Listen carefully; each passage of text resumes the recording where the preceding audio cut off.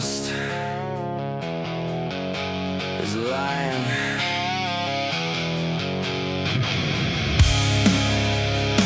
We're tearing the veil tonight.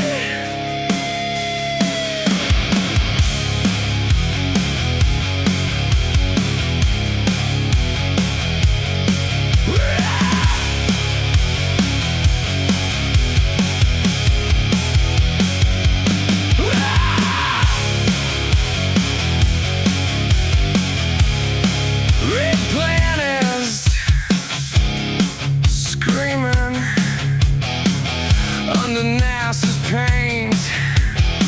They color correct the truth till it fades away. Face on Mars stares back with ancient eyes. Pyramids rising where the dead wind cries. Cylinders gleaming in the rover's glare. Stone circles standing like they don't belong there. Brian Corey Dobbs got the footage on lock. John Ward slicing through the pixels non-stop. Sahara Cosmos, Ricardo Calvario, Jason Huffman, Shaman, 7-Eleven, Alexander Cheskiewicz. We're all in. Mars Disclosure Live, ripping the lies apart tonight. Pyramids on Mars, life in the dirt, ancient cities buried. Feel the hurt. Mars Disclosure Live, truth is burning through the red sky. We expose the history, the nuked out past, potential for life. It's ours at last.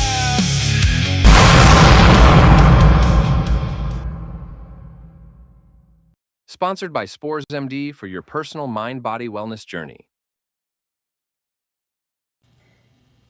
All right, greetings humans. We are live on August 9th, Sunday, August 9th at 4 p.m. Eastern for another episode of Mars Disclosure Live. We've got a special guest, Barry D. Gregorio, who's going to talk to us about the honeycomb on Mars and some other cool features on Mars, potential signs of life, which we love talking about on this show. Before we introduce him and his work, I'd just like to introduce my panel and also shout out everyone in the chat. Let us know where you're watching from. Please hit us up with lots of questions. We got an excellent panel today. Before I do that, though, I'd like to say Sarah Cosmos, one of our panelists, she's no longer going to be on the show anymore, but we thank her so much for all the time she put in with the show. We really appreciate her, and she's going to be watching. She just can't do it anymore in this time slot. Love you, Sarah. Thank you so much for all your help. I just wanted to shout her out quickly. First up, we've got my editor and friend, Alexander Cheshkovich, author of Deja Vu, Has Everything Already Been? And he's got his own YouTube channel. How's it going today, Oleg? How are you? Great. I'm really grateful to be here. New guests each episode, meeting such fantastic people on all of this research. So I'm again honored to be here. Thank you. Thank you so much for joining. We also have my other good friend, also known as Shaman 7-Eleven. We've got Jason Huffman in the house, co-host of the Shaman and Philosopher podcast and a delegate of the Institute for Natural Philosophy. Jason, welcome on another Sunday's episode of Mars Disclosure Live. David, thank you. It's an honor to be here. It's an honor to join everybody. Jean, I want to know what happened to the hat. Okay, that was a good look you had going on with the cigarette holder and the hat. Brian, of course, always an honor to be with you. Oleg, good to see you.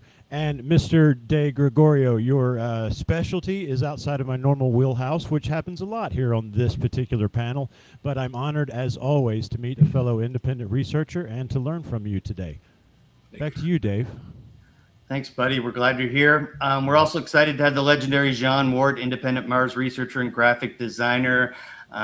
He's brought us countless images to the show, and he's got a few more to show us that we're going to take a look at the end of today's show, so stay tuned for that. Jean, how's it going? What's going on with your channel lately? Hey, nice to be here. Very well, thanks for asking, Dave. The book that I co-authored with Giuseppe Filotto in Italy, he's an ex-South African. He migrated there about 10 years ago. We co-authored a chapter or two in his latest book. It should be releasing soon. I'll keep you guys posted. Look out for that one. Quite interesting. Otherwise, it's going great. I've got too much work. Outstanding. Thank you so much for being here, Jean. Always a pleasure. We've also got none of us would be here if it wasn't for him. We're joined by award-winning filmmaker Brian Corey Dobbs, director of Blue Planet Red. This guy fearlessly digs into evidence of ancient Martian life and dramatic catastrophes that changed the planet forever. Bro, how's it going? Pumping out a lot of work. I watched the Honeycomb video the other day. Really good stuff. Thanks so much for everything you're doing. Yeah, man. Happy to be here. And gentlemen, thank you for joining me today. Today, I consider this live stream today, this is going to be special for a number of different reasons. Number one, I'd like to highlight that I really think this Mars disclosure, is becoming more visible. It's becoming more seen. Jean, I know you just passed 12,000 subscribers on YouTube. We've got people outside of the direct Mars disclosure community who are now paying attention on Twitter. I've started a group chat. There's a few new people getting into the game. Shout out to Kari Sivertsen in Norway. Shout out to Marcus, crazy Swede from Sweden. Shout out to Max. Jean has mentioned Max before. We've got a group chat talking behind the scenes about various things. But this is growing, and it is thanks to this live stream, among many other things, that this whole movement is being taken seriously. Thanks for the comment, Town Noel. So I feel like we're really at the beginning of more widespread acceptance, and I just want to give you guys some special thanks for showing up, for doing this, for Dave for hosting for this, Oleg and Megan for assisting with all of this. You know, Shaman, I know this isn't necessarily your wheelhouse, but dude, I really appreciate you and your interest in all of this. It connects, bro. It connects. It connects. I know it connects. That's why I've been here watching this whole time, because I know somewhere Mars and humans, fucking, you know what I'm saying? We'll get there. Yes. So that's why I'm hanging in here, because I know it connects, and I appreciate all the guys you've been bringing to us to learn from, Brian. Thank you, man. Any party is incomplete without a shaman, okay? So, and Oleg and I got a chance to do a one-on-one this past week about his book. I finally finished it. It's fantastic. I don't know how he put it together, because it's a comprehensive book about all this megalithic, sites and ancient past that, is I think what brings us mostly all together is that we're interested in our history and what exactly happened and how it's different from what the textbooks say. And Oleg's book really serves as a good introduction to it all. And it's not just the 101. I mean, you saw how thick it is. There's a whole lot in there. It's well researched. It's comprehensive. He's a dot connector.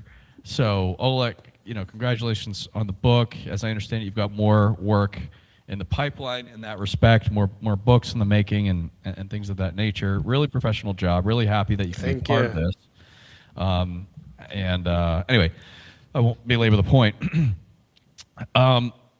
Today, Barry, your video looks great. We had Dr. Brandenburg on 2 weeks ago, and all we could get from him was a cell phone connection. So I'm really happy we got a good connection. You're looking great. You're sounding great. And Dave, is it okay if I just now pivot right into Barry's past? Is that okay? Yeah, I want to learn about trace fossils on Mars. Let's do this. All right. Before we talk about fossils, I want to remind everybody what Barry's contribution was. Originally, he was somebody like me who took an interest in what the scientists and what the researchers were discovering about Mars. And Barry, I'm going to just give the one sentence version of this, and you can sort of fill it out a little bit later. But as I understand it, Barry walked into a science museum one time and started looking at all the things about Viking. And he's like, oh, this Viking stuff's pretty interesting. And he was curious about the biology experiments. And as he dug into the details, this was what, back in the 90s, Barry, maybe late 80s and 90s, where things just weren't adding up.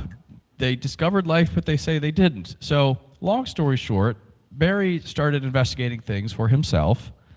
And Dave, if you don't mind, I'm just going to go right into a couple of slides here. Let's do it. Okay. All right, share screen 2. Shout out to the chat. We got people watching from all over the world. That's so cool. Yeah. All right, so slideshow, presenter view. There we go. Hopefully this doesn't disrupt the connection.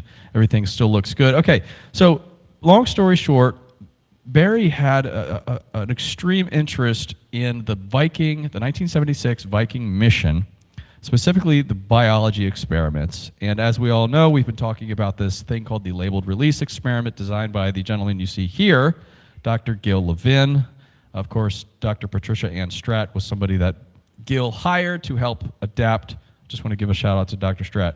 Adapt it to the Viking, the lander, okay? Long story short, Barry wrote a book, all right? It is a fantastic book. It reads like a movie. It reads like an on-your-seat, and I'm not just saying that because he's here. I really felt this when I read it. And it gives all the detail you could ever possibly want to know about the history of the Viking program, focused mainly on the biology experiments. This is how I learned about most of this stuff that I talked to you guys about is through Barry, okay? I've gotten to know him over the past few years, and Barry is an astrobiologist. You can see here, he got to meet and speak directly with Gil Levin. So as I had these relationships with these scientists, Barry had a direct relationship with Dr. Gil Levin. Dr. Gil Levin is no longer with us, unfortunately, but through Barry's book, this book actually serves as somewhat of a biography for Dr. Gil Levin, but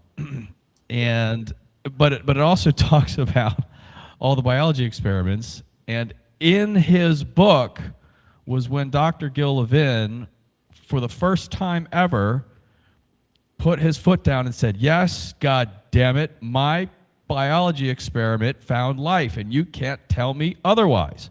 So this book came out in the late 90s, I believe. 97, okay?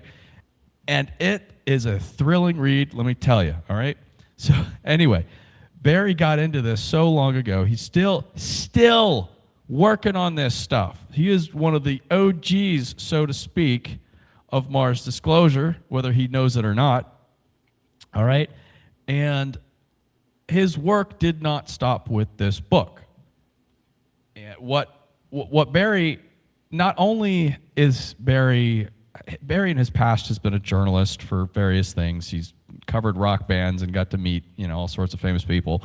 But he's also he's also written scientific articles, scientific publications, and he has kept his finger on the pulse of anything biology related. So anything you've heard me talk about, more than likely it has come from Barry. So now, aside from being a magnificent reporter and an author, Barry also happens to be an astrobiologist who specializes in the field of ichnology, which is a funky word not many people have heard of, but it has to do it's paleontology, but it's specifically looking at fossils, trace fossils. Yeah, evidence of activity in mud of past life. Okay, so evidence of past activity in mud doesn't sound very sexy. However, when you look, scientists don't often get to do the sexy work. However, what they discover can quite often be some of the most groundbreaking, paradigm-shifting stuff. And in his spare time, mind you, Barry, he's another person like John Ward, Okay? John, in his spare time, finds all these anomalies, looking at rover images. All right? Barry does the same thing, but he's not looking for artifacts and pyramids and such. Barry is looking for evidence of fossils on Mars. And I'm just going to remind you, just a few quick slides, we're not going to spend long on it, of what Barry found. And some of you might have first seen Barry in my movie, and this is me and Barry up in New York on the shoreline where he is showing me. You guys can see this video, right? Yes. Yeah, okay. So he's showing me these little squiggly lines because these squiggly lines are confirmed as what we call a trace fossil. It's basically the footprint of a worm, right, that squirmed through there many millions of years ago. And Barry's showing me this on the shoreline because this is within driving distance of his house. I went up there, okay? And what these little, he noticed what these little things look like. He noticed that these things look like these little squiggly lines. You can see here, this was a rover photograph. You see these little squiggles here? It looks like these squiggles that we just saw. So he has an entire book on just these little squiggles being evidence for trace fossils on Mars. Now, not only that, but if we just skip through here, we saw the crinoid. That's not Barry. But Barry also found these connections here. These rocks with holes, okay? This one here is on Earth. This one here is on Mars. And this is evidence of marine creatures boring into the rock. You see these holy rocks, and they're essentially evidence of marine rocks. So that's two different pieces of evidence for fossils, trace fossils on Mars that Barry was directly involved with finding. Okay, and then what it is that brings us here today are these hexagonal shapes. All right, so I'm going to stop it there. We'll come back to the slideshow to show more hexagons. You can kind of see it in the background there. So I just want to give a brief history of what Barry's contributions have been. And still, because guys, I'm sure these okay, maybe I'm not sure, but in my feed, I have seen plenty of people looking at these hexagons, posting about these hexagons, non-Mars related accounts, newspapers covering these strange, mysterious hexagons on Mars. NASA's tweeting about it all the time. What are these mysterious hexagons on Mars? And if you've seen the video I just published this week, whenever it was, about what these things could possibly be and what Barry has identified them as possibly being, I mean, in my opinion, it's a no-brainer. I think I've shown these on the show before, but we'll stop it there. Barry, did I get anything wrong? Maybe just say a few words about yourself and your history here. Well, I think you did a good job. How's that? Quite simply, you did a marvelous job, as they say in show business. Okay, so why don't you just tell us, when did you first hear about the Viking mission, Dr. Gillivan? What sort of was your inspiration for getting into this, and what compelled you to write the book in the first place? Well, it's actually really an unbelievable story. Make it just like the 60-second know more version. than most people. This is just a 60-second version. Yeah. You know, some people would say, "Oh, come on, man, that just cannot be true." Especially the events that unfolded in 1976 when Gil was actually looking on the planet Mars looking for life. Okay, I was interested in it because I was an amateur astronomer at the time. And, I used to have subscriptions to like Sky and Telescope magazine and Astronomy magazine. And when Viking launched, I was glued, okay? I was glued like you wouldn't believe. I wanted to know if there was life on Mars. So they were sending that probe there, two of them, Viking 1 and Viking 2. And, that caught my attention in that year. And ever since then, I had been interested in that particular program. So as I was progressing through my other day jobs that I had, and I decided take a chance at becoming some sort of writer. I had a lot of connections in the music industry, and I started doing like music interviews and things like that, with different artists. And an English professor that I had one time said, "Hey, you should try selling some of your work to scientific publications," because the English professor knew I had a bent for science and especially biology. So I started off writing aerospace articles and interviewing astronauts, test pilots, you name it. I interviewed them, but I always had in the back of my mind that I want to track down this Levin and Strat person. Well, slowly but surely, I graduated from one magazine to the next. I've written for many magazines. You could probably list about 20 of them here. I actually wrote for Sky and Telescope. I wrote for Astronomy. I worked for Air and Space, Smithsonian. I worked for Flight Journal, Microbe Magazine, published by the American Society for Microbiology. Barry has corresponded with some of the most famous scientists ever. He saved all these emails. Arthur C. Clarke, he showed me some of these emails. For those people, I'm going to skip ahead, Barry, because we got a bunch of stuff to get to. Okay. For those people familiar with this hypothesis known as panspermia, where the little microbes travel across space from one planetary body to another, okay? This term was popularized by two people in the 20th century, one Fred Hoyle and another Chandra Wickramasinghe. Okay, Chandra is actually of Sri Lankan descent, but he lives in Wales, still with us today. But Barry actually worked with Chandra, so that they have a nice working relationship as well. Barry, you're part of the Cardiff Astrobiology Research Center, is that correct? Before they discontinued it, yeah. Okay.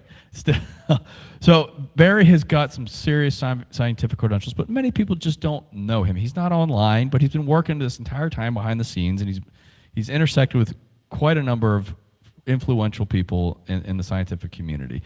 And I think that, Barry, this is perhaps your most significant contribution here. The book was great, and obviously for those people who want to know the history, it's there. And I don't know of any better resource of information on the history of the Viking mission, specifically the biology experiments, than Barry's book. Okay, it is the definitive version of this whole thing, and it's fantastic. I'm Barry's hype man, obviously, but I'm everybody's hype man, because this is what got me into the game, right? All this cool, exciting work that most people don't know about, and I think this is, Barry, what got you to write the book. It's more people should know about this whole thing. So, as it relates to these hexagons, Barry, why don't you tell us when you first stumbled upon these hexagons on Mars? Okay, when did these first catch your eye, and did you know immediately? Had you seen these things before? What clued you into why you suspected that these things might be fossils? Well, the field of paleoichnology takes you to many strange places, and when you see enough of the different varieties of trace fossils out there, and you see them over and over again, you get to recognize these patterns, and they all have particular names like Planolides, Thessalinoides, Chondrites, Arthophycus, and all of them. And finally, you get to grapholiptids, okay, which are these interesting trace fossils that leave these geometric patterns in the rock record. And there's one in there that's really what we're talking about here today, and that's Paleodictyon. And that leaves these hexagonal polygons that you see on Earth from 500 million years ago, the late Cambrian period to Mars now. When I follow the Curiosity rover since it landed. Okay, I think it's an incredible mission. Okay, I think it's equally as interesting as Viking was, and even more, because it's given us so much ground truth for what Gil found and Pat Stratt. So I'm just enthralled by every little increment as it crawls up this mountain, Mount Sharp, which is like 18,000 feet high. Okay, so we're talking about a big hill, and as it's going from the bottom where an ancient lake used to be, all kinds of deposits down there that you see, and I'm glued looking for trace fossils. Okay, everybody else is looking for the other stuff, the evidence of microbial life, with the instruments on board Curiosity, like the ChemCam instrument, which is great. It's, fires a laser and hits a rock, and you can see the elements that are in the rock, and that's wonderful. And, the SAM instrument, the sample analysis at Mars, that does the search for organic material, which is most interesting of all.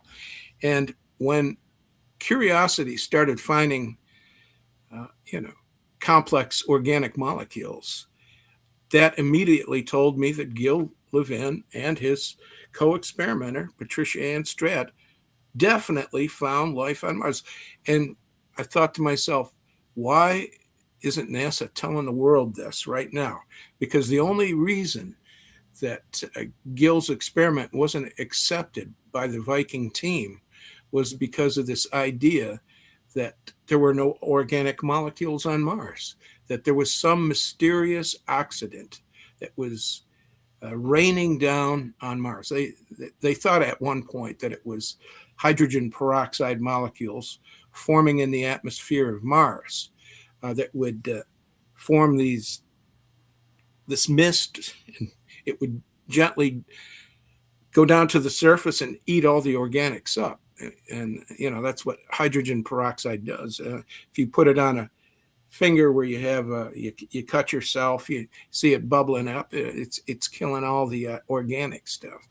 So as soon as they found organic molecules and complex organic molecules, the ball game was over. There's a famous quote by Gerald Soffen, who was the Viking biology team leader, and he was the one that actually dismissed all the positive Viking biology results, because there was no organic molecules found by this other instrument called the gas chromatograph mass spectrometer, which is designed to look for organic molecules in the soil. But this thing, only had a temperature of about 500 degrees C that it could reach, which just wasn't enough to liberate organic molecules in its gas chromatograph. So Barry, what are we looking at here? Barry gave me these slides here. So tell us about your process. First of all, orient us. But before we get into the slides themselves, orient us here with these map images, and tell us where this rover was here. What are we looking at? Okay, we're looking at Aeolus Mons, which was renamed by NASA Mount Sharp after a scientist that did a lot of work on craters on Mars, and of course passed away. So they named the mountain after him, Mount Sharp. And down below, you can see where the Curiosity rover, the Mars Science Laboratory, that was its official name, where it landed. And it landed in an area that they designated the Bradbury Station. And of course, that was Ray Bradbury, the famous science fiction writer. So they dedicated that landing site named to him. And right off the get-go, that little rover started finding things like you wouldn't believe. And this is NASA's greatest story up to this point. And if they'd only just connect the organic molecules to the Viking experiments, we would have a different space program today. So anyways, I follow this. I followed this since day one, this trek that goes up this mountain. And at each stage, there's something fascinating and convincing that there was life here at one point. What do we got going on here? Somebody's fiddling around with their computer. All right, keep going. Okay, so you can see this mountain's pretty big, 18,000 feet, So when you say, well, where is Curiosity now? Where did it find the Paleodictyon hexagons? Well, we'd have to go to another slide to see that. Here we go. Now we're talking. Okay, so Curiosity had been traveling a while here. You can see up there it says Curiosity's location. This is actually from the NASA Curiosity site itself. So Sol 4942. Okay, so a total distance of 23.16 miles. So that line you see is the path that the rover took coming up this huge channel that is going right up the mountain. Okay, so very exciting stuff. It's amazing, amazing that this little rover has done this tremendous job. But each stage of this mission, there is tremendous, exciting things going on. And, one of the first things I literally flipped over was when it went up to Vera Rubin Ridge. Okay, it got up on top of that ridge there, and it went over to this small, unnamed crater. And in that crater is where it found those little fossil squiggles that Brian showed you earlier in the program. And as soon as I saw those, I go, oh my God, I'm going, they're looking for evidence of microbial life, and that here you have evidence of trace fossils right then and there. So a fascinating fact about that is that during that time period, this was 2017, okay? And the scientists working on the rover put it into an automatic mode, okay? It has an ability to go and search for different features while the scientists took a Christmas break. Okay, this is no lie. This is what happened, okay? So while the scientists are taking their Christmas break, the rover goes into this little crater and starts focusing in on some of these rocks in it. And lo and behold, there's about 5 or 6 different rocks that have these different squiggles in them and other different features that trace fossils show. So, I sent, excuse me, I'll take a drink here. I sent some of the images that I captured off of my computer screen. I sent it to Leonard David, who's a science writer for space.com, and he also writes for Scientific American. And he put a little story about it on his space blog, and then from there it exploded. I mean, trace fossils on Mars. I mean, this, kind of took the breath away from people looking for the microbes, I mean, because what you're talking about multicellular life if they're trace fossils, because you can see them with your naked eye. So very exciting stuff. And it did go viral all over the world. And I mean, it was incredible. So there's actually a news clip. If you go to the Blue Planet Red website, I've linked a YouTube clip where Barry's on the local news talking about this, and that was my first introduction to Barry. And then I'm like, I gotta call this guy. keep going. So Barry, let's go back to these hexagons here. When you first saw them, what did you think?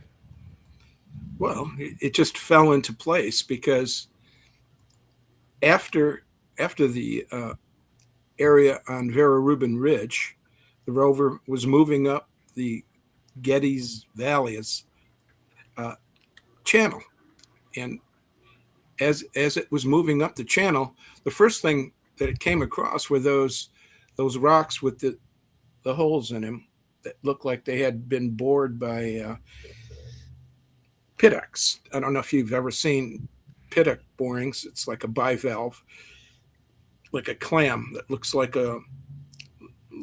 almost like wings, these clams, and they have the ability to bore into solid rock and leave these holes. Okay, so here we are. It's coming up the channel, and I see these rocks with holes all over the place in this one area in the channel, and I'm going, oh my God. So I know a couple of ichnologists, who do the same work, only they're much better at it and have done it longer than I have. And I sent it to a couple of them, and they said it looked just like pittock borings. Yeah. So, I tried to talk to the people on the rover team. I sent it out to Ashwan Vasaveda, who is the project scientist for Curiosity. And I think he wrote like a 4-word note back to me saying, oh, very interesting. But that was it. Okay, so then, as the rover's continuing up that channel, they decide that they saw some boxwork formations from the Mars Reconnaissance Orbiter.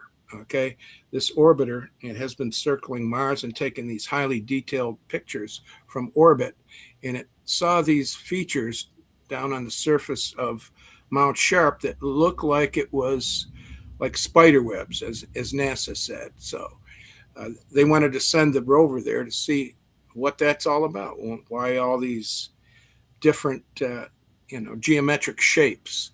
And the geometric shapes from orbit were like they were little lakes or something. They were carved by wind, NASA says, but to me they looked like tiny areas where water used to dwell. So anyways, as they move along toward the boxworks, they start encountering these hexagon features. And I'm thinking to myself, well, there was these little Planolites type trace fossils there on Vera Rubin Ridge. Now we're a little higher up on the mountain. We saw something that looked like pittock borings. And now the rover takes a right from the Getty's Vallis area and goes up to this new area that they're calling Valle Grande.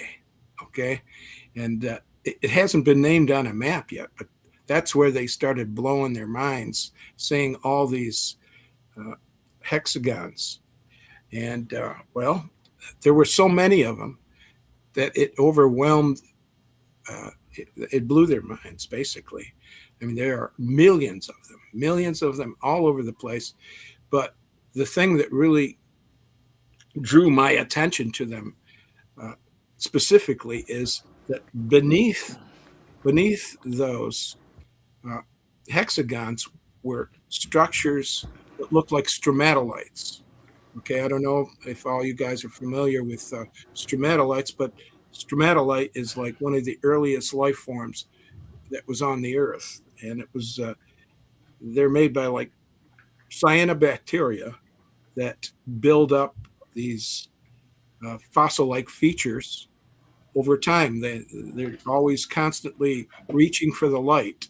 They're underwater, and eventually some of them will break through the water. But my question was, wow, why am I seeing stromatolites and then seeing, like these are stromatolites here on Earth. They're known as some of the oldest, or if not the oldest, forms of life. Yeah. So right.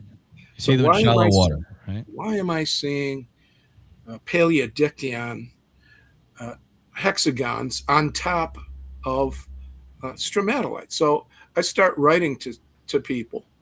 Hang on, Barry. Just let me just orient people. Yeah. What Barry's discovery of these hexagonal features being like Paleodictyon trace fossils, we're going to connect some dots here, is made even more, it's even more amazing because Barry actually discovered 2 different pieces of evidence for ancient fossilized marine life right here in this area on Mars, where all these hexagons were found. And to appreciate what he's talking about, we just sort of have to just do a little educational bit here. These stromatolites, if you get enough of them and they start growing and building, and it takes a really long time, they tend to make walls. Okay, let's see, where might one of those pictures be? Okay, here's a cross section. Okay, you get enough of these together, and then they start to join together, and they make these walls. Let's see here. Oh, here, and it can be quite significant. This little circle here is a hammer. Okay, and what Barry is saying, and I'll let him elaborate on this, but what Barry is saying is that we see evidence of stromatolites in this same area on Mars, and on top of the stromatolites is where we also see these hexagons. Okay, so these stromatolites and the Paleodictyon trace fossils, they are known to be fossils from shallow water locations. So the evidence is even stronger in that regard. And this here is obviously on Earth, but on Mars, what he noticed first was just something as simple as this, okay? And Barry, you saw this, and then you said, hey, this looks like stromatolite, but I want to who did you contact after this? The first person I contacted was Nora Nofke. Okay, skip over her. Well, no, I don't want to skip over Nora. No, she is the world's leading expert on microbial mats. Okay, go ahead. So you would go to her first because microbial mats and stromatolites can look similar, the fossilized versions, right? So I went to her first, and she actually wrote a paper about microbial mats on Mars, imaged by Curiosity quite a while ago, when the mission first began. And her paper was published in Astrobiology Journal. And but she changed her mind because of, I thought it was peer pressure. A lot of people just said, come on, Nora, microbial mats on Mars, come on, And I think she caved. She's a fantastic scientist, and I believe that she could have been right.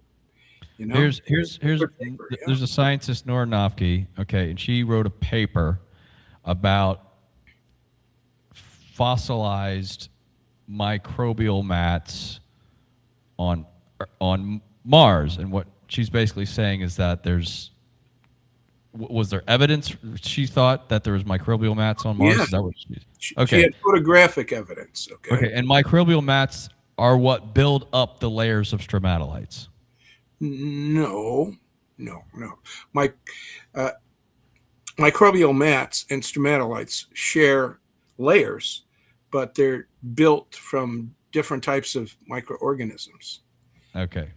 Microbial mats generally have maybe a dozen different types of microorganisms from the top down because of the different levels of oxygen, light, and stuff like that.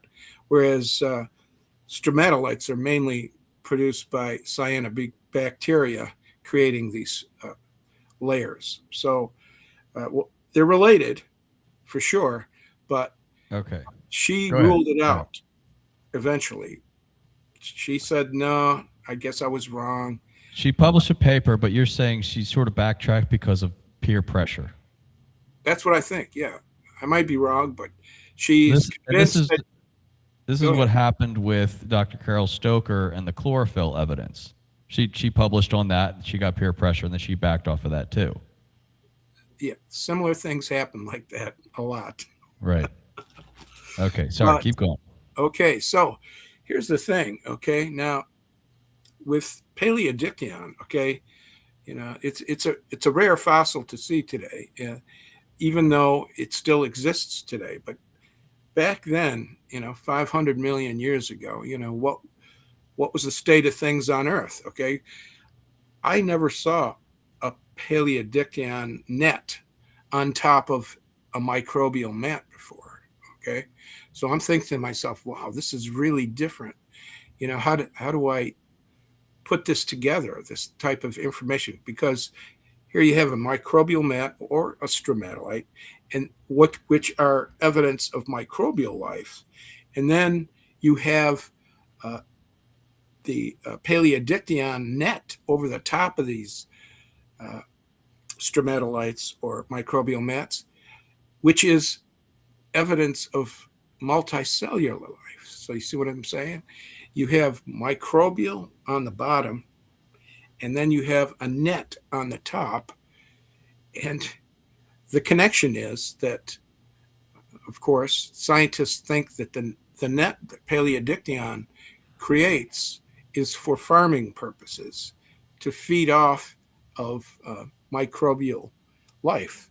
So those little hexagons are there like a cornfield or something like that, and to keep feeding the organism that makes the Paleodictyon trace fossil. So we have an artist's interpretation of what this might have looked like. See, the challenges with these hexagons is that we don't know what the creature looks like. We don't know what the creature looks like who created the hexagons. What we think is that these hexagons are more like the net that it created that has been fossilized, the net it creates to capture its prey. And here's just an artist's representation. Barry shared this with me. This is just an idea about what they think those nets looked like. Is that correct? Yeah, now this is an artist's interpretation of the Strelly Pool stromatolites on top of these hexagonal microbial mats. And I wrote to the person that published this beautiful painting or artwork, and I tried to understand where I could find this. I wanted to go there and see this for myself. And well, I never got a reply back. And then I talked to Professor Robert Riding, who is probably the world's leading expert on stromatolites themselves. And I asked Riding, who had been out to the Strelly Pool stromatolites, if that was an accurate representation of what he saw out there. Yeah, that's him right there. Great guy. Hello. This guy here is one of the world's leading experts on stromatolites. He was one of the first people that I met when I was invited to go to Cardiff University. And, he and Chandra were really good friends. And he invited me right away into his office to talk. And he was just the most helpful scientist you could ever talk to about stromatolites. I mean, he's been to them all the places on Earth. So I really respect his opinion. And plus, he doesn't have a real big ego where, he gets like a newcomer like me coming in to the university, and he snubs his nose at me thinking, well, this guy ain't going to go anywhere. Why waste my time talking to him? Well, his inspiration kept me going, and I never forgot him for it. So I wrote to him about, what I was seeing there with the paleodictyon net over the top of what looked like trace fossils. And he wrote back to me saying, yeah, he goes, if those stromatolite looking things were on Earth, that's what I would say they are. So, there's several pictures there that I sent you. Yeah, I'm trying to get just the one on my abstract that I sent to the Lunar and Planetary Institute. You sent him images like this. Yeah. Oh, yeah. Okay. That's what he was talking about. Yeah. You guys remember the wall I just showed you with the stromatolites? If they start to build up, they start to form these walls. And you see the layering here. Okay, so Barry sent these images over to Robert Riding. He's at the University of... Well, he's in the United States now. So he's a professor at some university, and like I said, stromatolite expert. And basically responded to Barry saying, "Well, yes, these kind of look like stromatolites to me. It would be helpful to have better photographs, but based on what we have here, I have strong enough reason to believe that this is worthy of further investigation." Something to that effect. Is that right, Barry? That's correct. Yep. Okay. So, as boring as this appears to be, quote unquote, we have just a little rock wall. What's the big deal? All right. Well, it's a huge deal when you have one of the world's leading experts saying, yeah, that looks like a stromatolite on Mars.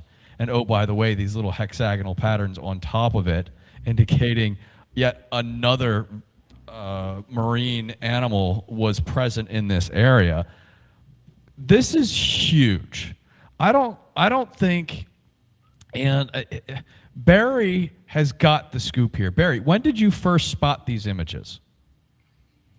Well, if you follow along like I do, the Curiosity rover mission, going up the mountain on different sols.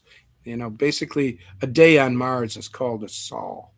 So these things caught my attention on sol 4530. And if you go back to that map of Getas Vallis, the mountain area, if you go to the other image, there's another image I gave you that is that one. Yes. Okay.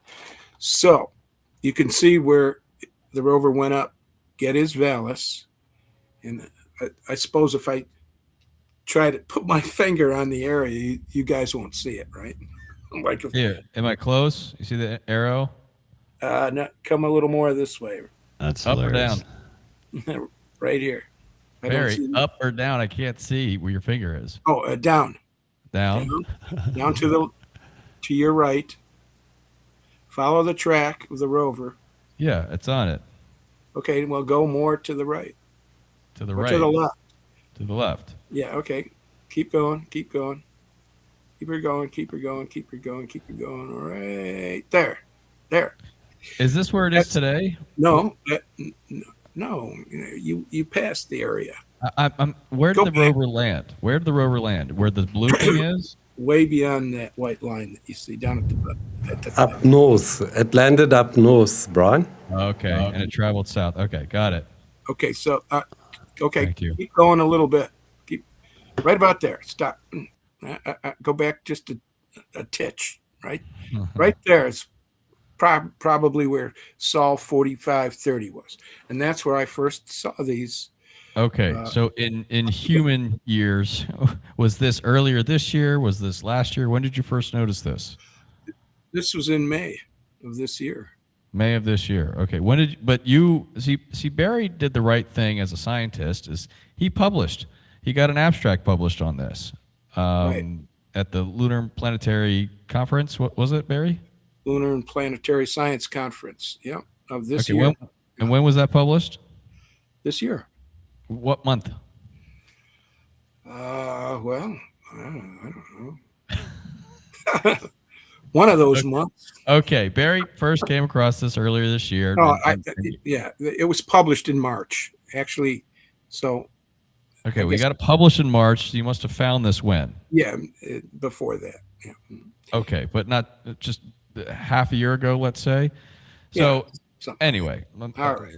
So Barry got this published. He talked to me about this, and it took me quite a while to understand what the hell it is he's talking about. Stromatolates, paleodictyons. Anyway, so Barry, great for you for staying on top of this.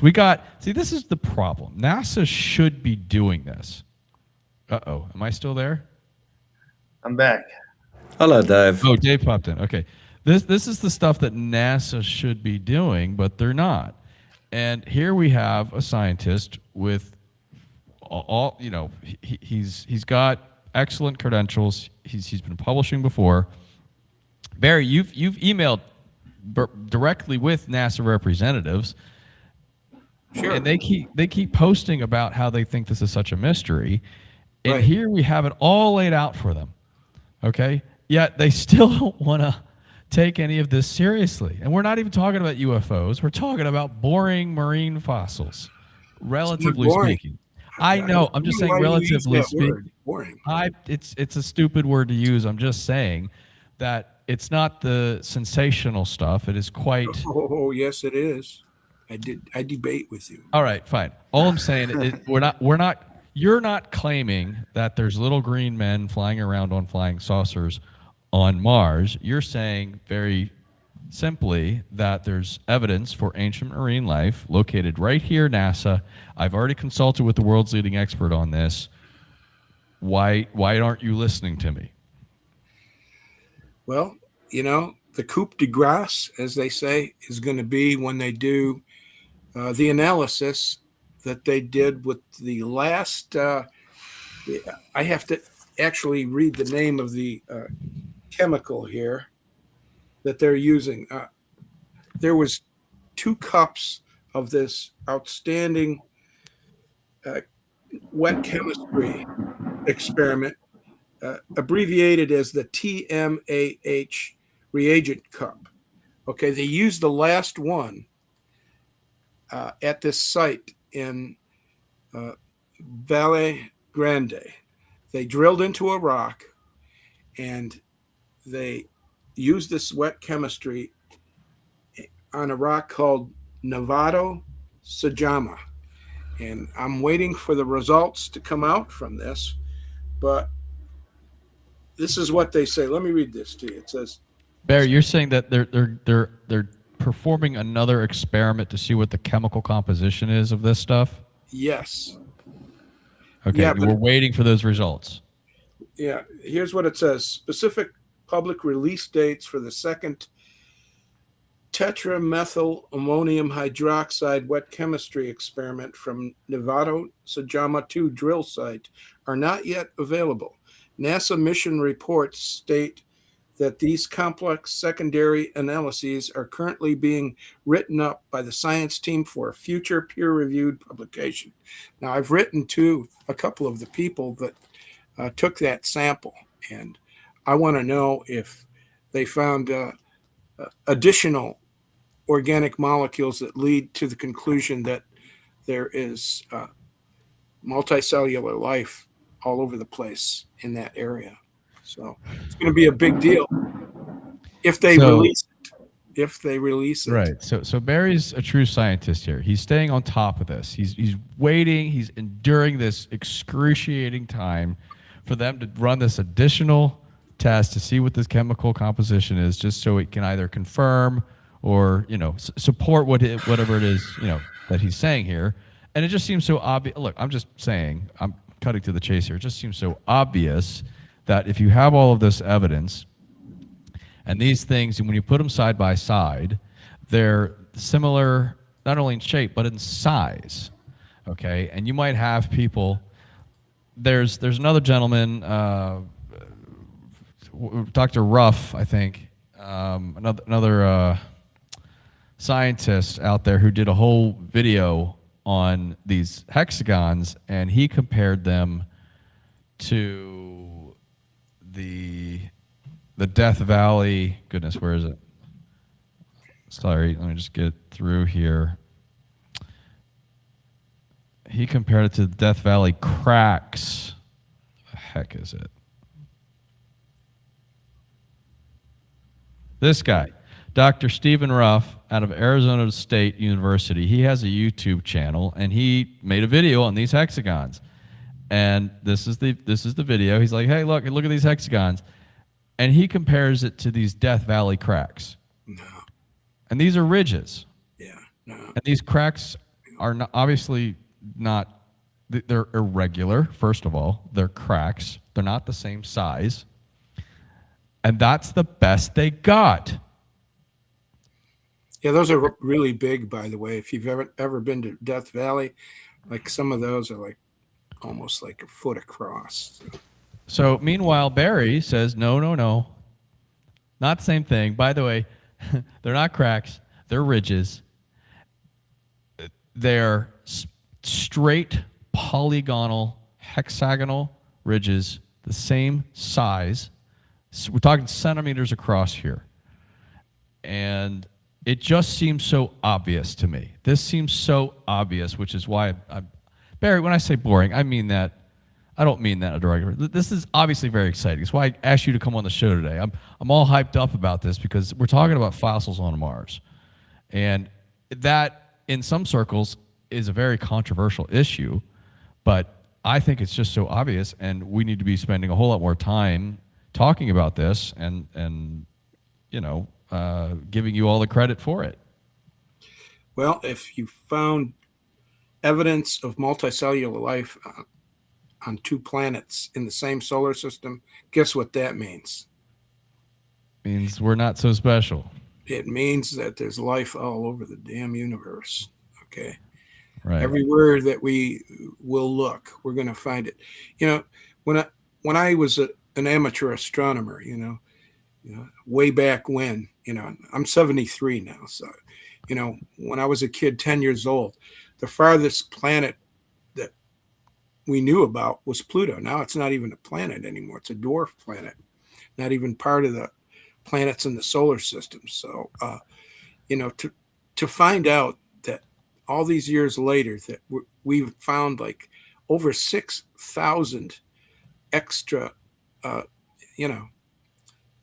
planets out there, extrasolar planets. That's incredible. I mean, and they're finding things out about these planets. All that they're looking for atmospheres to see if they're in the right habitable zones. And this is, to me, it's a mind-blowing thing. Just all these years later, I got to see this. I mean, I could die right now and just be happy that I saw exoplanets. One of my favorite TV shows on in reruns is how the universe was made. I don't know if you guys watch it or not, but I highly recommend it. Each and every episode is just filled with truth about astronomical subjects, and wow, I mean, exciting stuff to me. Not boring, not at all. I mean it in a nice way. I don't mean it's boring. Oh, I know. Obviously, I would be covering this and spending so much time with you on the phone if I thought it was boring. But so let's go around the room, guys. Does all that? It took me a long time to put all this together. Barry obviously is very comfortable in the world of paleoichnology. It's not something I'd ever heard of. So I had to educate myself and doing my best to try to educate others. Do you see what we're trying to put together? Does it work? Does it not work? What are you guys' initial impressions after just seeing some of this stuff? John, well, go ahead, John. Oh, sorry. Thanks, Jason. Can you guys hear me? My microphone fell. Okay, cool. Yeah, do you know what? When you mentioned those boxed-in areas that the rover's driving through right now, we've compared those to, for the sake of comparison, not that they are, but we compared them to salt fields or fish farms where they have these enclosed boxed-in areas. Yeah. And there's water there in those boxed-in areas. So to me, it makes perfect sense that these things were growing in water on Mars. And what surprises me is that there are people that when they look at something from top down, They can't make out depth. That's why, to me, it's no surprise that this guy thinks these are cracks and not ridges. I don't know what you call that phenomenon, but some people can't make out depth or height if they're looking at something straight down, top to bottom. So, yeah, maybe the guy's suffering from that phenomenon, or he just doesn't want to admit that there is something on Mars. And why is it taking so long for them to release the results of that experiment? Well, Because that must have been done about a year ago. Yeah, they had 2 cups of that particular chemical. Yes. And they used the one when it was down below, before it started climbing up the channel there. And that's the one that caused the sensation about all the organic molecules they found. They found organic molecules that relate to RNA and DNA. Okay. Wow. Yeah. Okay. So we're getting really close here. So now they're going into this huge field of possible stromatolites, microbial mat, and paleodiction trace fossils. And they just drilled into a rock there. Oh, so that happened recently. Okay. Yeah. So we're I'll waiting. wait for the results on that one. Yeah. When that comes out, that is going to be big. And NASA may make that big announcement then. If these really are what I think they are, and what it appears to me, but the geochemical evidence speaks loudly. If they come back saying, well, this is nothing but calcium sulfite cracks and fills, that's not going to go anywhere. But if they come back saying, well, we found things like fatty acids and lipids, and I mean, your imagination can run wild with what they might announce. Okay, I'm expecting a big announcement. I'm thinking that this is going to be the thing that brings NASA back to to being an organization what they should have been all along. Unless they say, okay, those were like lake beds that dry up and crack, and then minerals filled in the cracks, and then over time the wind erosion removed all the softer material and left these mineral deposits. It still doesn't work because it's irregular, Jean, right? Yeah, I mean, anybody that looks at those dried mud beds, I don't mean to interrupt, but just to help make your point, like I know from my studies, cyclopean walls, like the walls in Peru and whatnot, the very large ones, right? Well, there are some people that say that construction came from people noticing it in nature, noticing it in mud, right? And what's the main characteristic of that is the irregularity. So that just doesn't hold for me as it being a lake bed. Sorry, I didn't mean to interrupt, but that's my not at all. That. That's an important point that you make there as well. But that is, Atlantis chaos. Just to deviate a little bit off the track here, Atlantis chaos has got these regular rectangular shaped sort of boxed in areas as well. And NASA claims those are cracks that were filled with some type of mineral. The wind erosion removed all the softer material and left these deposits. That's why they look like ridges, like boxed in areas. So I'm not saying they're going to do it, but they've said it before. So it wouldn't surprise me if they say something similar in that line with this discovery. But Brian, I don't trust them, to be honest. Brian, you have the secret weapon there. Remember the images I told you? The black and white? The black and white images of the nets pouring down over the rocks. All right, where'd Dave go? He's got problems with thunderstorm. I need to share Okay, I'm going to try to share my screen again here, and if while you're doing that, do I have time to take a quick tinkle here? yeah, go for it. I don't know. Body break. I need Dave to hit the button to allow me to share the screen again. I think you might have to call him, Brian. Oh, I think he went offline. You don't have the share capability? it needs an No acceptance. permission. Oh, like you can't do it? No, I don't have it too. Yeah. Yeah, Megan had, so. I don't use StreamYard, so in the one I use, Riverside, you can just everybody. Yeah. All right. So did Dave? What's the matter? Has he got storms? I guess. I mean, we've got rain here. Yeah. So he got knocked out. Yeah, in the chat, he mentioned that he's got terrible thunderstorms in his area. Well, all right. He says he's gone offline. It's crazy. He's muted. So let's see. Well, the odd world of podcasting. It happens. Yeah.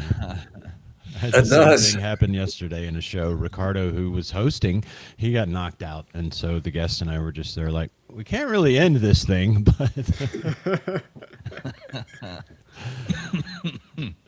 yeah. Everybody, I'll be back in a sec as well. Body break. Go ahead, All John. right, we gotta keep the show Intermission. Okay. Let's see here. Yeah, I thought about the basic debunk of this, debunking idea that it's just cracks in the rock, like as John mentioned that these cracks here on Earth are like into the rock, and then on Mars they are out of the rock. And even if I think about geology, about any kind of stone formations, there are some that are hexagonal, but they never create this net of hexagons. There would be like hexagonal crystals coming out of somewhere, but it will never be such a net. So I think it's very easy to debunk that. I also think I have an idea, if we are talking about debunking or something, maybe there are some top geologists or whoever who can show you that yes, here on Earth there are very similar structures, but not like the example of rock cracking, because it was funny to say the least. Mm-hmm. Barry, we're having a little tech difficulties because Dave isn't here to grant me permission to share anything more. So why don't we just sort of describe what you're trying to talk about with these black and white images? Well, really? You don't have them in your possession? I do, but I need Dave to let me share them, and Dave is having some tech difficulties, so he's currently we're using Dave's platform, and this particular platform requires whoever's hosting to give permissions when someone wishes to share. Okay. And so with him knocked out, we're kind of just back to radio hour here. From what I understand, Barry, I think what Barry's trying to tell us, he gave me a series of images which show these hexagonal formations on vertical surfaces. Is that right, Barry? Well, it looks like you can imagine what trickling water would look like going over some boulders, right? Right. Imagine now that these nets, these hexagonal polygons, are flowing with the water over the top of the rocks, several boulders, to the surface. Okay, and you can see these on these boulders that were taken from the mast camera on Curiosity from a great distance.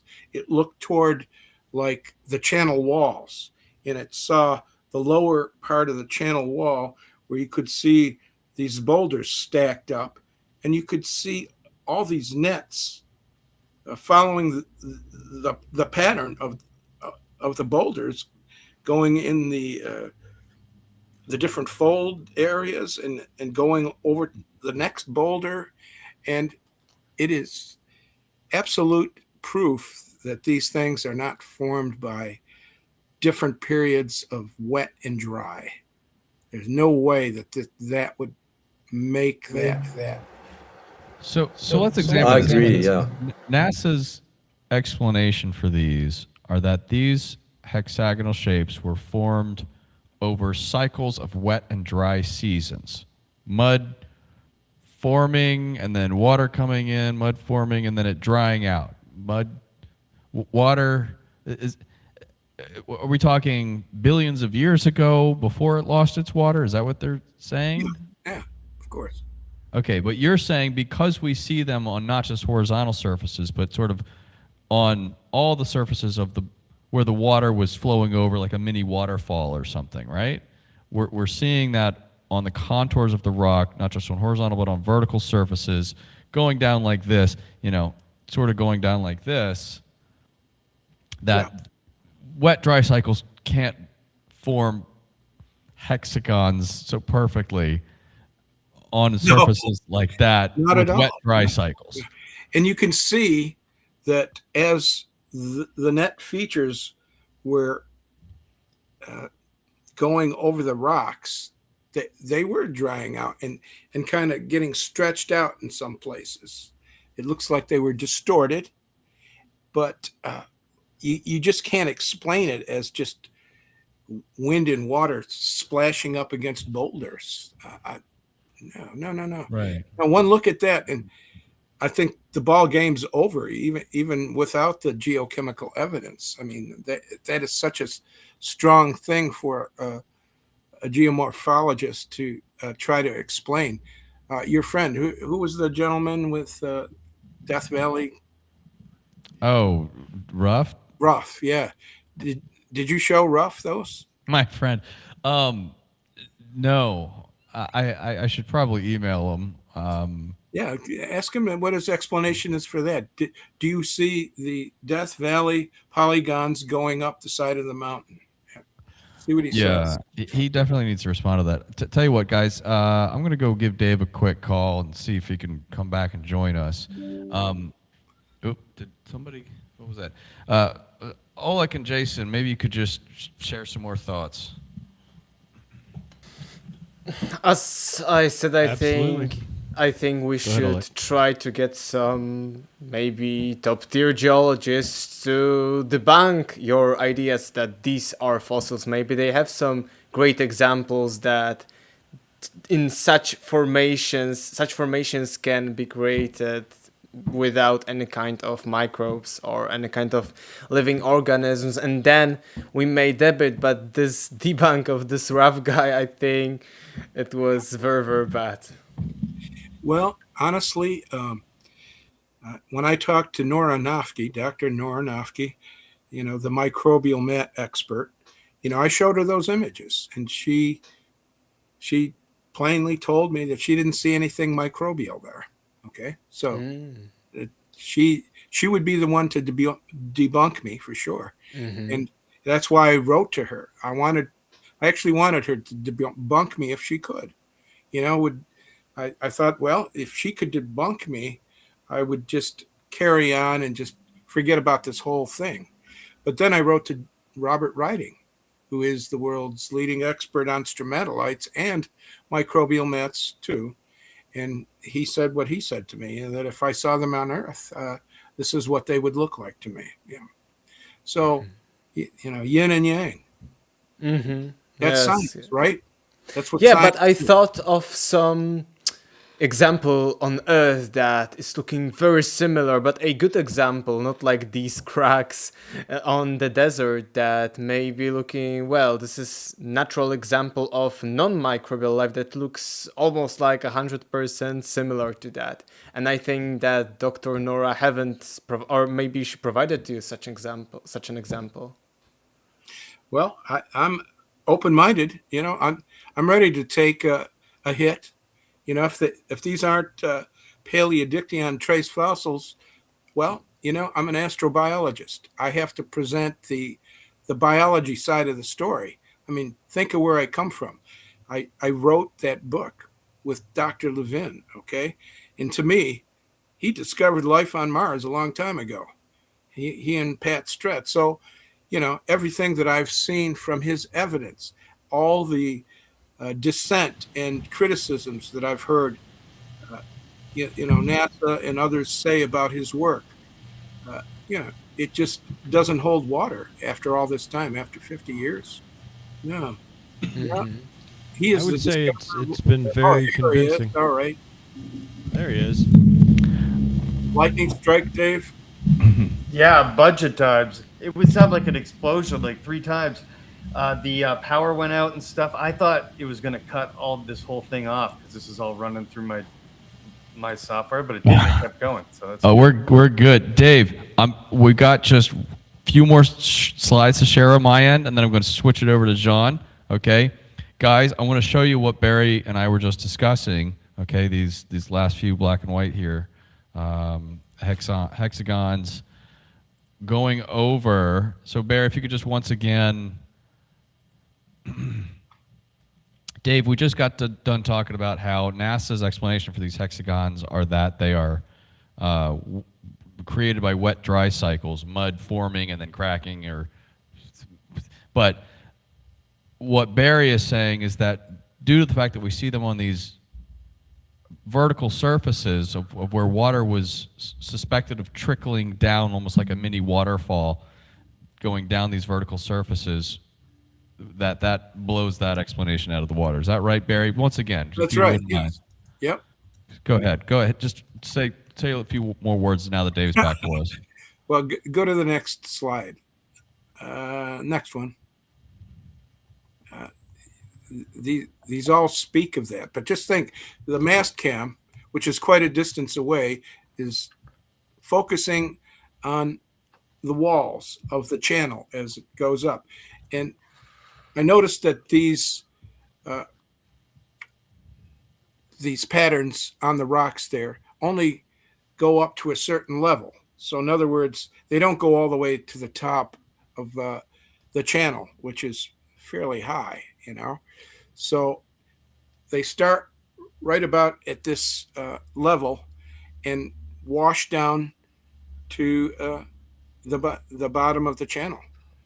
And I don't think there's any other explanation other than these things are just, especially this one here. Oh my God, look at that. I mean, explain it with wet and dry cycles. Go ahead. Any one of you. I'd like to hear it. No. Looks like an ear of corn, man. That's just it's far too regular to. And I see precisely what you're saying about the ridges, and yeah, it makes sense now. I'm seeing the pictures. It looks much more like a rice or a paddy field or something with terraces. That certainly could not be explained by, as you say, the dry bed drying. No. Yeah, and what those are, you could see that they were hexagonal, and then as they were cascading over the rocks, they were slightly stretched out. That's what they look like. I could be wrong, but it sure does look like. Look at this. Yeah. Oh, wow. Look at that. I mean, explain that to me, with wet and dry cycles, but it's not all the way up the top of the channel. I don't know. That piece on the left, so it's on two sides of it. I mean, that definitely, you can't do. See how it's on? So I've got this piece here on the far left where I've got like a bottom and a side. Yeah, like a slice of cake. Yeah, it's on both sides of that. Yeah. Slice of cake is a good analogy. Yeah, good eye, Jason. There you go. So I think that NASA's going to have to explain that big time. Right. So anyway, glad Dave could rejoin us here. I'm going to hand it over to John. I know John's got a few things to present. I had a quick question for Barry, just like to wrap that up. What would it take in your view, like with all the stuff that we're talking about, for NASA or the broader scientific community to like finally acknowledge that life has already been detected on Mars? Like, it seems like kind of what would it take at this point? Well, are you talking about microbial? Or are you talking about multicellular? Well, I'm talking about microbial, yeah, like what we're talking about in the honeycombs, and who knows what kind of creature could have potentially made those. Well, from my perspective, I think that especially, I don't know how much you guys have been following Dr. Stephen Benner's work. Okay, he's called attention to the Viking biology experiments again, and he showed that there was a 50-year error made in the scientific data that was released by the team back then that prevented a majority of the Viking science team to say that, well, there were no organic molecules found by the Viking GCMS, the gas chromatograph mass spectrometer. Well, that means if you don't have any organic molecules, the stuff of life, that means your biology experiments that indicated that you were getting a reaction like metabolism from the soil can't be right. So Stephen is a fantastic chemist, and he wrote to Science and had them correct. Science is probably the most respected journal in the world as far as publications go. And he wrote to Science and demanded that they corrected that error, because he said the GCMS did find evidence of organics in the soil. And he said the error was made by the scientist working on the Viking GCMS. His name was Dr. Claus Beeman. And Dr. Beeman said that the only thing that the Viking GCMS found were cleaning chemicals that were used on the Viking GCMS instrument, and he said that on the route to Mars, they actually fired up the GCMS, and they got some data back that suggested that they detected cleaning fluids in the instrument. And then when they went and landed on Mars with both Viking 1 and Viking 2, that the chemical that they found, it was like a chlorine type of chemical, was nothing but cleaning fluids that they detected on the way to Mars. But Benner, being the chemist that he is, went back to the original papers, looked at it, and said, no. He said, this thing detected a certain amount of organic chemistry. And of course, now he's getting the whole scientific community behind him. And his book is out, Meet the Neighbors. And it's all about how NASA perpetuated this myth of oxidants destroying organic material on Mars, and therefore the Viking results were negated because of that, the biology results. So he is making a lot of headway on that. And I'll tell you what, Brian, you did a fantastic job interviewing Dr. Benner, and I think you should get him on your show again. Yeah, we're going to have Benner and his crew on this show at some point, Dave, to talk more. I consider Dr. Benner, he's an award-winning biochemist down in Florida, okay? This is a guy who is well-respected in his field and with NASA. He's an extremely well-spoken person. He can be incendiary without you even knowing it. And I consider him to be the world's leading expert on the Viking biology experiments today, because we are talking about 50 years later, and I think Barry agrees with me on there. So he understands all the excruciating details, and I've had a chance to interview him before, and he is kind of one of these lone voices saying, no, NASA, you got all this wrong. You really need to change your position on this, because you're just dead wrong on all this stuff. And he's doing it in a much more diplomatic way. And not only that, he's got a book, as Barry just mentioned, he's got a book coming out about all of this, and he's challenging the establishment, but in a very professional way. He, along with his crew down in Florida, they are actually physically building a prototype for an agnostic life finder. Now, what does that mean? It means if you put a bunch of water and soil through this gizmo, it's going to separate out known and unknown forms of DNA. It can figure out what alien DNA is, because Dr. Benner, aside from his specialty in Mars, he actually literally invents and constructs new forms of DNA that are different than our structure, like with more, what is it, Barry? More, that we have GACT, right? His has GACT plus like 6 more or something like that. So he knows how to do this stuff. He knows exactly what it's doing.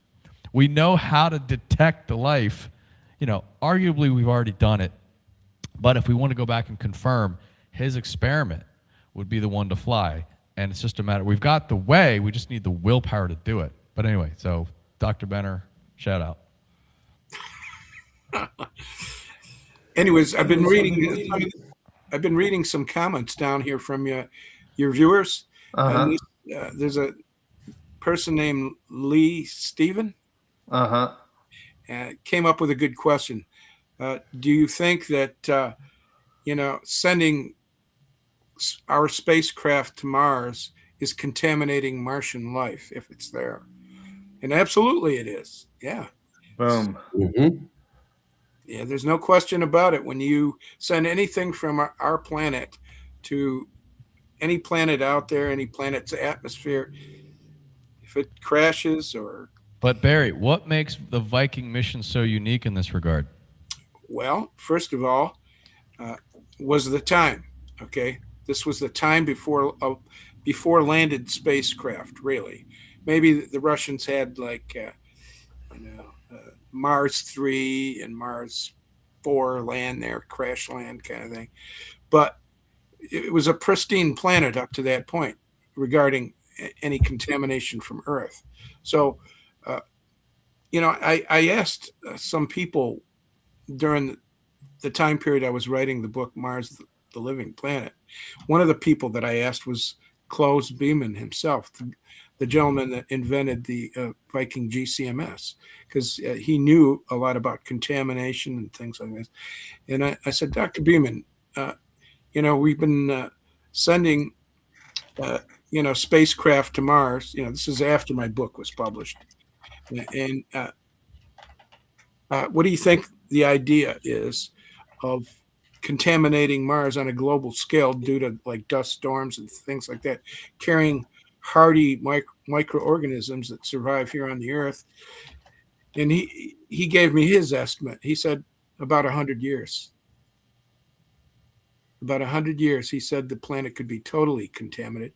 And then before that, Carl Sagan, he wrote a piece in the journal Science with 2 other scientists on what the power of the mighty microbe would be, and that a microorganism reproducing once a month on Mars without other ecological limitations could equal the microbial population of the Earth in 10 years. Okay, so Barry, where I was going with this, we were talking about sterilization and the risk of contaminating Mars. The Viking mission is the only mission to have been heat sterilized. That's right. Okay, they specifically designed all the electronics to withstand high temperature heating before it went and touched the surface of the planet. Since then, and it cost a lot of money to do this. Okay.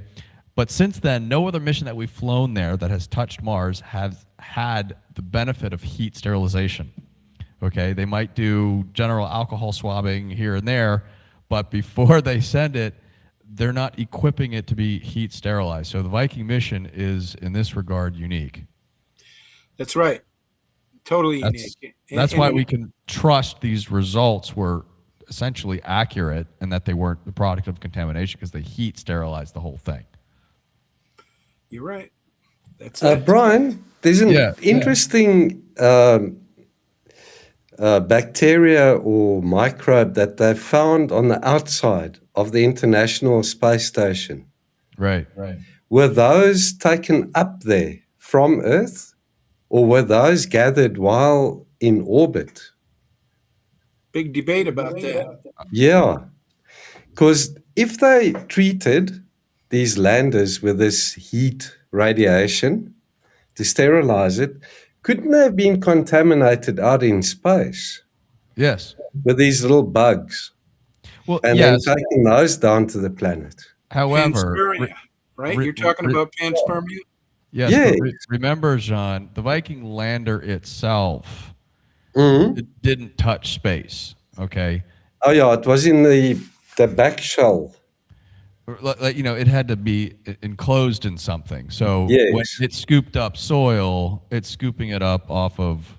Yeah, you're right. Yeah, I suppose the back shell and the heat shield sort of prevented the lander from picking up any bugs. It's a good But question. when the back shell and the heat shield landed on Mars, they could have contaminated. But as it relates to the That was spread, far from where it landed, so it couldn't have impacted it. No.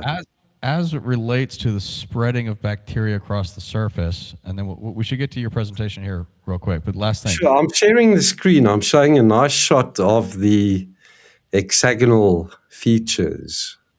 just real quick, last comment. There's an argument to be made that the microbes on Mars are a lot more, any microbes from Earth would not be adapted to thrive on the Martian surface.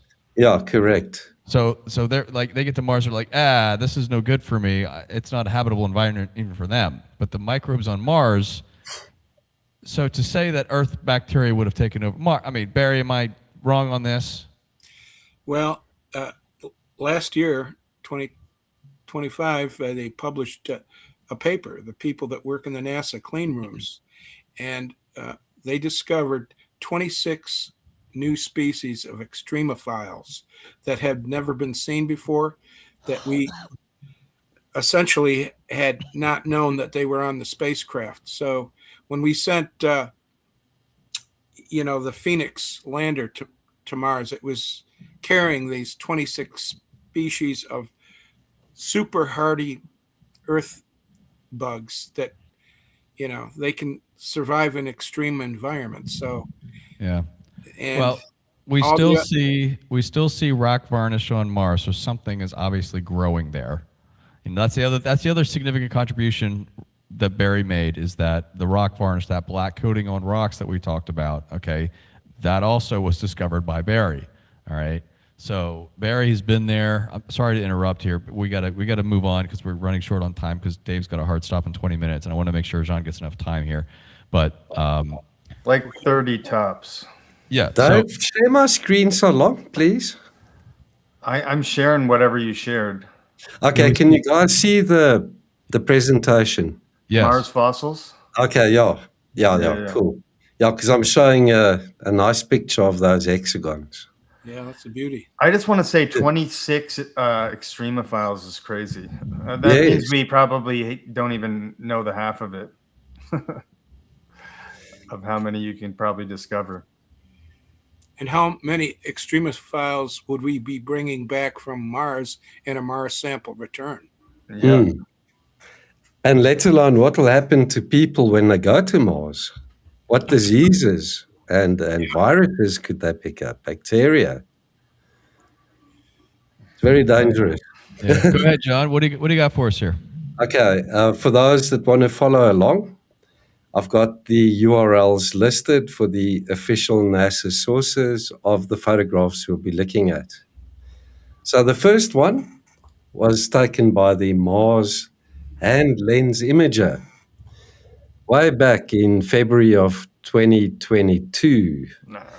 And it's this strange, it looks almost coral-like artifact. I don't know what you think of this one, Barry. Could it be fossilized coral or lightning that struck the surface and made this funny feature? And then it was uncovered as the wind blew the sand away. What do you think of this? Well, I would want to know where it was. So was it covered by water at one point? This was taken by the Curiosity rover in 2022. So that was still when it was sort of at the base of Mount Sharp, where there was probably pooled up water. It's hard to say. If you saw a grouping of them, I would say there's more of a chance of relating them to something like coral. Yeah, only one was photographed. Yeah, but you do realize that when the rover was climbing Getty's Vallis, there was Yes. a whole group of what looked to be coral-like features, and I mean Yes. these are stunning images. So I wouldn't be surprised if they would have something to do with coral or possibly even bryozoans type creatures. Yes, I don't know what NASA's official take on this is. They talk about the merging of photographs. Okay, I don't know what they speculate that could be. But you brought up an interesting point about lightning, because there's a lot of lightning on Mars. Yes, it's very interesting. Hey? It's like, So, yeah. I just wanted your opinion on what you think of this. Interesting. Interesting. Okay. Then also, Curiosity took this photograph. When was it? Where's the date? Oh, back in 2019. And the Mars hand lens imager snapped this photograph. Concretions. And say again, Barry? They look like concretions, like the blueberries. Oh, I see. Okay, yeah.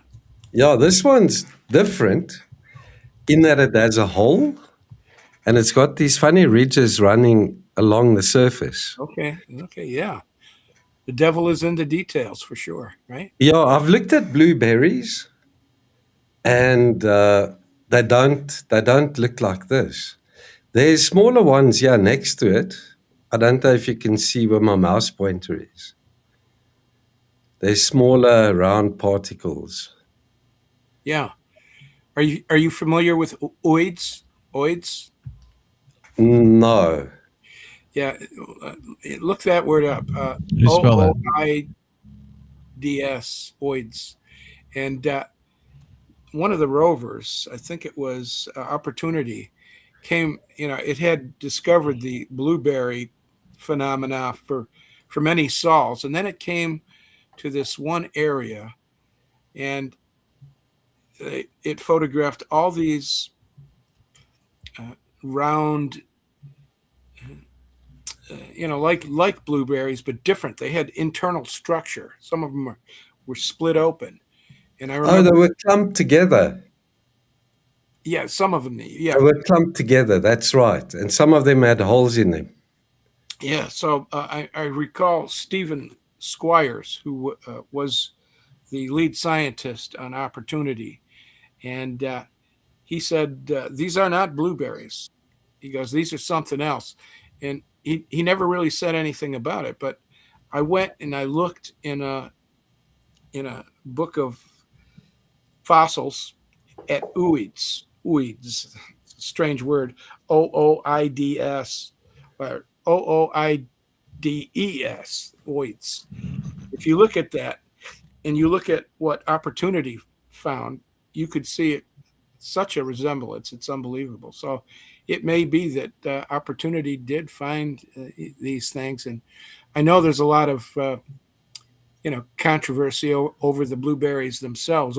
What do you think they are? Oh, the blueberries. NASA reckons those were formed through a process of flowing water, if I recall correctly. But is that your consensus as well? I'm not sure what to think about that theory. Yeah. But I've shown on my channel and on my blog huge balls. They're about 12 centimeters in diameter. And Brian has a theory that those could have been caused by electrical discharge. Am I right, Brian? Well, I tend to side with the Thunderbolts conclusion that they're the product of electrical discharge. They have some videos on this, which they reproduce these same things in the laboratory. So that for me is my At working. scale. like these are 12 centimeters in diameter, like cannonball size. Yeah, I mean, I haven't put too much thought into it, but that it made sense to me at the time. I mean, it's sort of Okay. I've yet to do a deep dive on it. Yeah, so I'm also a little reluctant to talk about that because of the Thunderbolts theory. I don't want to conflict with their theory, so I don't feature those huge balls anymore. Jury's out. One of them looks like a bowling ball. It's actually got two holes next to each other, symmetrical holes, like a coconut or a bowling ball. And it's also huge. It's about 12 centimeters in diameter. All right, then the mast cam or mast camera took the photographs that I'll be showing next, way back in 2022 as well. Probably close to that coral that it photographed. And we'll look at that area that I've highlighted there. There's a close-up look. What does that look like to you guys? Oh, that's a very interesting photograph for sure. Weird. Look Mushrooms. at yeah, It looks like a model for a space base in some sort of ill-advised Disney Star Wars venture. That's what it looks like. Yeah.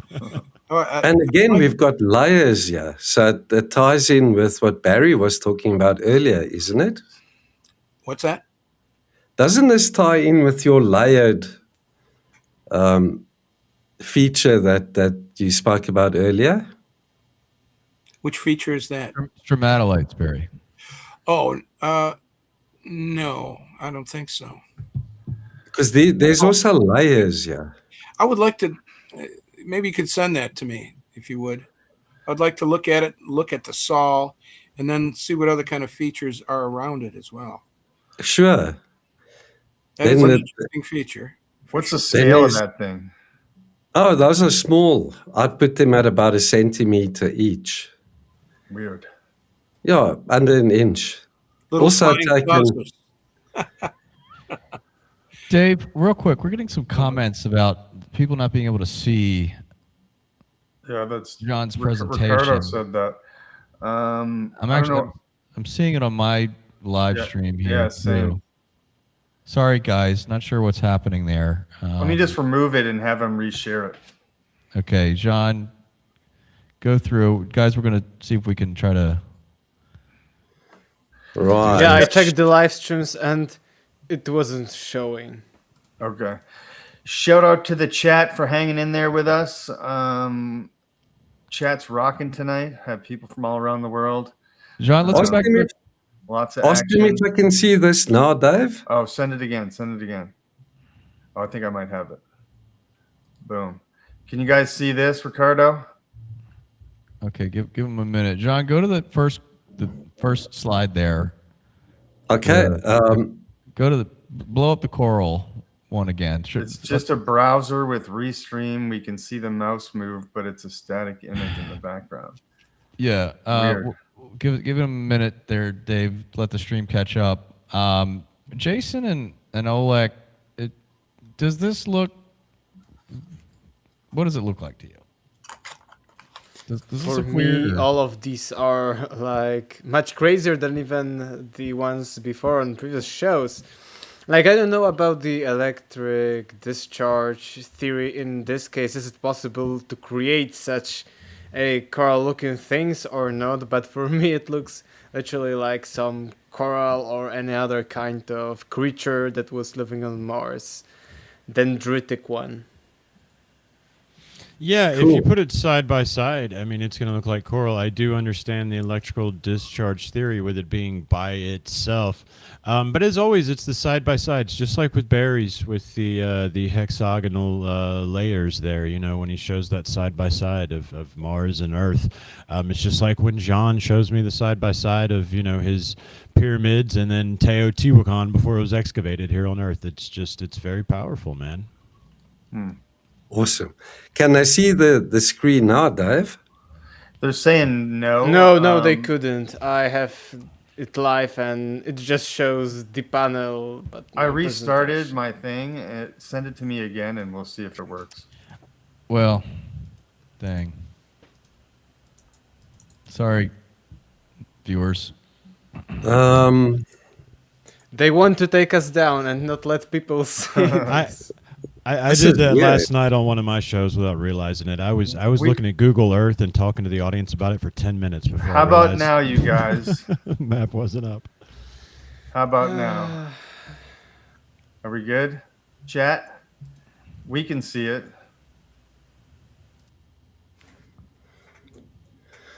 Oh my. Yeah, I got it pulled up on my phone, Dave. It's working. It's The working. men in black are sabotaging us. Oh man, come on. It sounds like it's Jason says it's working, right? Yeah, I'm watching on my YouTube. Yeah. It's All right. working, yeah. It's good. It's Okay, good. It's good. so All it's right. working now. Continue. Yeah. Cool. Apologies for that, Okay, viewers. great. I don't know why I did that. Anyway, yeah, there's our comparison. Finger coral, lightning strike. Who knows?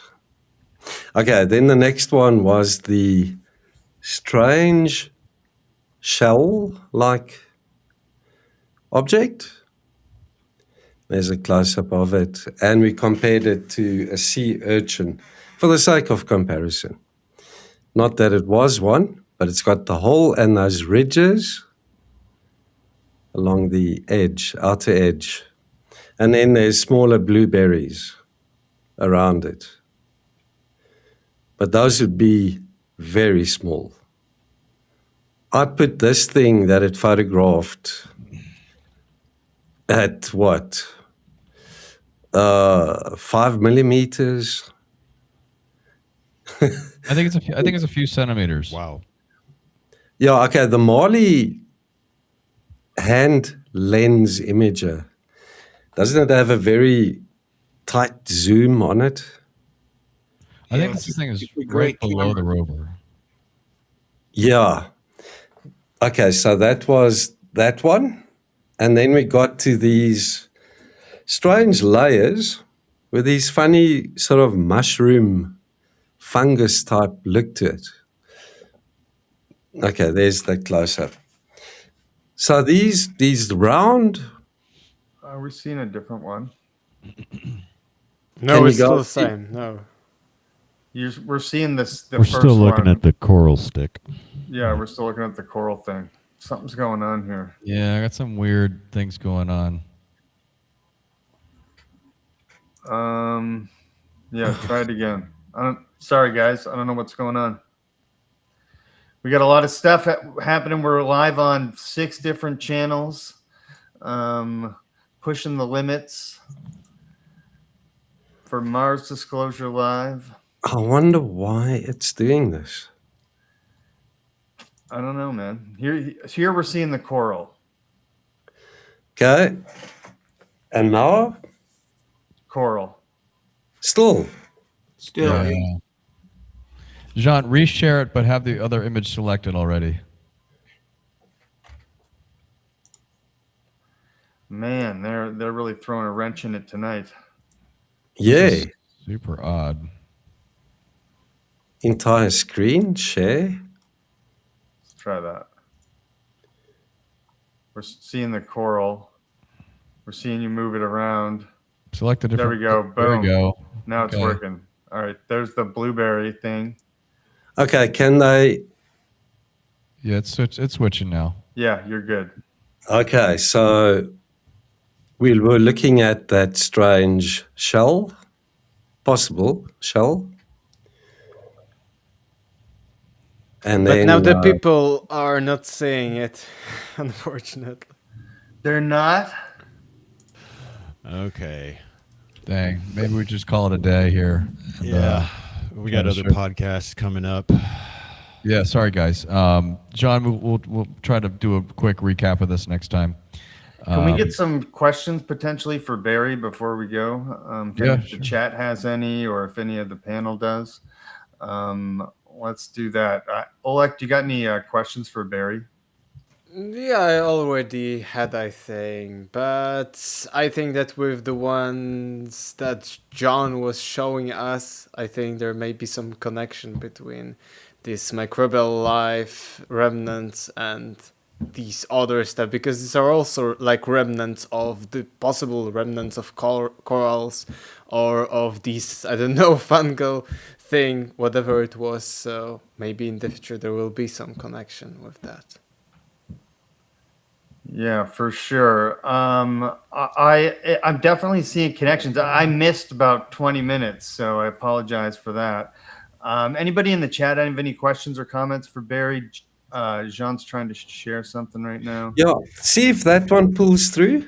Does This that will be work? the last one. Oh my gosh. I'm waiting for the YouTube to like catch up.